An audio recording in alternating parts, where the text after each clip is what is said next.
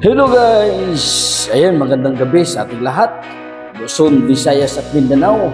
Mga kapwa kong OFW, kumusta naman kayo dyan? At maraming salamat talaga sa inyong patuloy na panunood at pagtangkilik dito lamang sa ating YouTube channel na Padadyo Vlogs. At dito nga guys, sa gabing ito ay ating pag-usapan muli ay patungkol naman sa mga OFW. Ayan, at sa inyong nakikita, ito yung karamihan ng mga ginagawa ng mga kapwa kong OFW na nandito sa Middle East.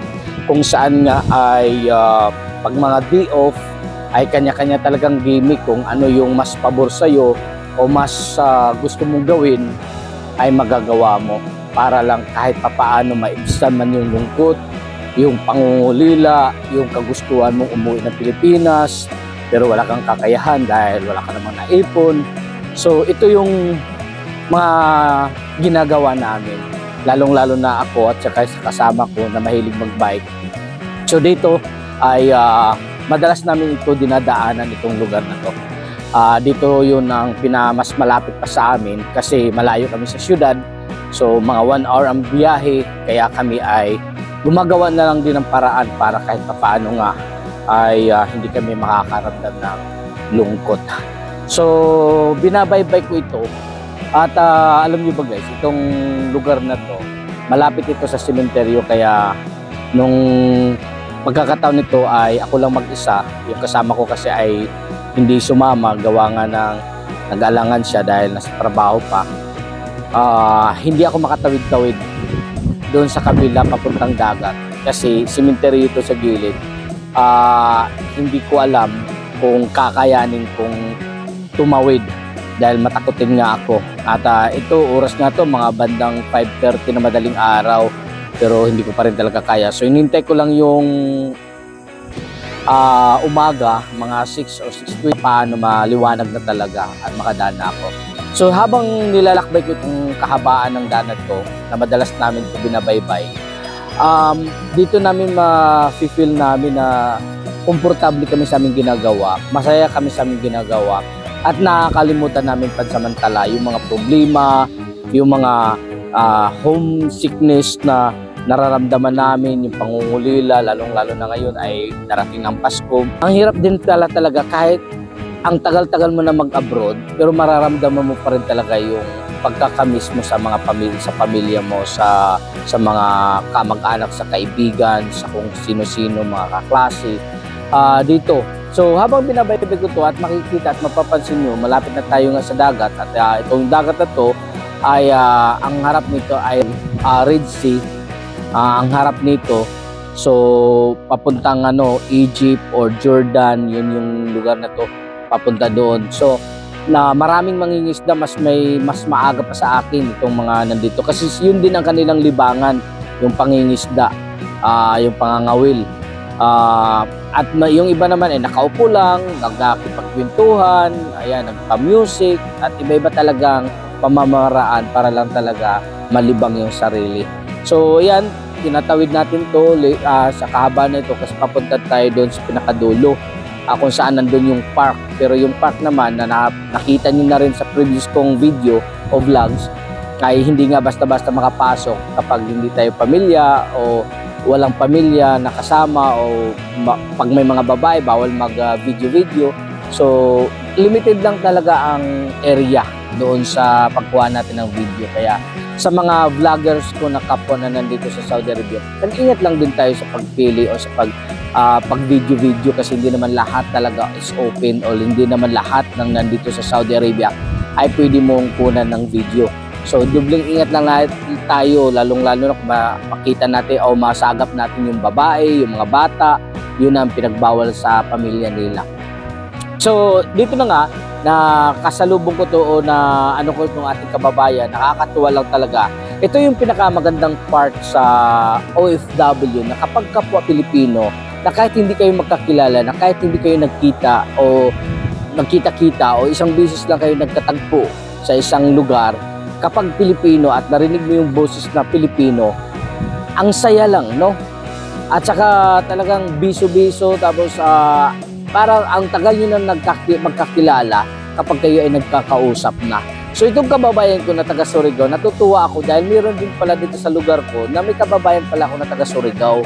So yung kaklase ko o yung mga kakilala ko dun sa lugar niya mismo ay kilala niya. So nakakatuwa lang na meron akong kababayan. Talagang sabi ko nga, kahit abutin kami ng ilang oras dito sa pakipagkwentuhan, okay na okay lang sa akin dahil nga nakakatuwa lang talaga.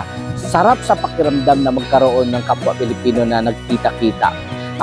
Siguro makaka-relate lang dito yung mga kapwa OFW ko na kapag nalaman mo sa isang lugar na may Pilipino at may narinig ka lang Tagalog o anong bang klaseng dialect, lalong-lalo na kapag pareho kayong dialect, talagang ang sarap sa pakiramdam. Nakakatuwa lang talaga. Kaya dito, yun ay nagkikwentuhan kami. Hindi ko na kinuhanan yung mga amin na pagkwentuhan kasi nahiya rin naman ako mag-video agad sa kanya. So, sobrang saya ko na na-meet ko siya at yung mga kababayan din natin na mga bikers, nakasama niya talaga na sila talaga yung meron silang grupo na nagbabike. Kami talaga ay yung libangan lang namin pagkatapos ng trabaho or may napag-isipan namin pumunta ng dagat, naisipan namin mag-exercise. Yun lang yung talaga, wala kaming grupong sinalihan. Sila kasi meron, kasi maraming mga kapwa Pilipino natin na mahilig din mag-bike. So grupo-grupo yan sila, iba't ibang kumpanya at nagsama-sama. So kung may mga event, kasama sila. So dito sa aking kababayan, na nandito ay nakakatuwa lang talaga. Sobrang natutuwa ako at mas lalo akong na meron pala akong kapwa Pilipino o kapwa kababayan ko na nandito sa lugar na to, na madali ko lang din na matawag-tawagan, na makipagkwentuhan o magkita-kita ulit. Ang sarap lang talaga. So yun lang yung na-experience ko sa araw na ito, na masaya ako na meron pala akong kababayan na nandito nga sa lugar na ito. Ang mahaba yung pinagkwentuhan namin hanggang hinatid nila ako. Sabi ko, wag niyo na ako yatid kasi malayo yun sa amin at malayo din sa inyo. So pag umuwi kayo, baka abutin na kayo ng alas 10 o alas 9.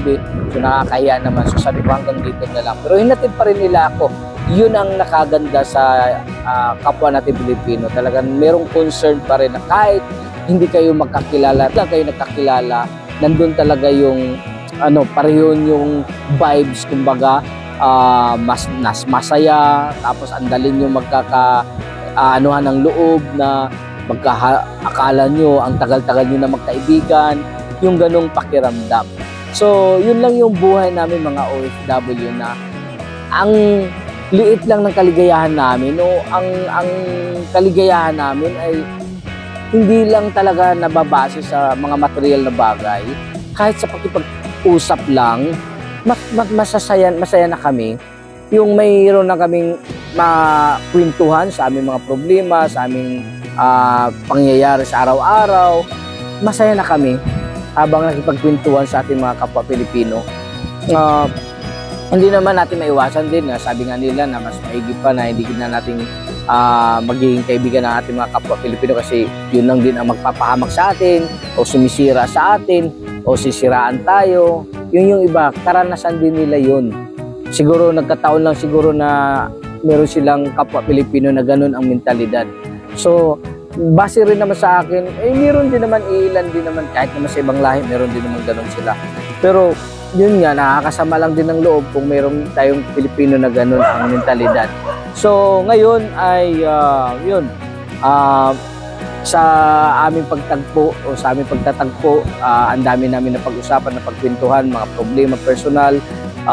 Ayan, kami na lang nagdadamayan sa anumang nararamdaman namin, sa anuman yung aming mga nanakit sa buhay, mga frustrated o yung mga hindi namin nagustuhan na sa pakiramdam na parang wala man lang sa amin, nakikisimpatiya o wala man lang concern sa amin bilang isang OFW, yung mga pamilya na nasa Pilipinas. So ganun lang yun, kasimple, ganun lang ang kaligayahan namin dito sa ibang bansa. So sa inyo guys, sa mga nandito, sa kapwa kong OFW, ano yung magandang nangyayari sa inyo bilang nandito kayo dito sa ibang bansa? Ano yung mga naranasan nyo sa buhay nyo bilang isang OFW na nandito nga sa ibang bansa? Kayo din ba ay naka-experience ng ganon? Na nagkaroon kayo ng kababayan o nagkakaroon kayo ng biglang pagtatagpo o pagkakilala sa ating mga kababayan? So mag-comment lang kayo dito guys. At ako, masaya na ako. Sana magkita pa kami ulit, magkabanding. Yun lang naman lagi, araw-araw, masaya na rin kahit paano. Ayan, maraming salamat sa mga bikers at hindi ko lang kayo maisa-isa kung ano yung mga pangalan nyo. Pero natutuwa ako na nakilala ko kayo. Sana magkita pa rin tayo sa susunod na pagbabike nyo, pag ano nyo, kung saan kayo pupunta.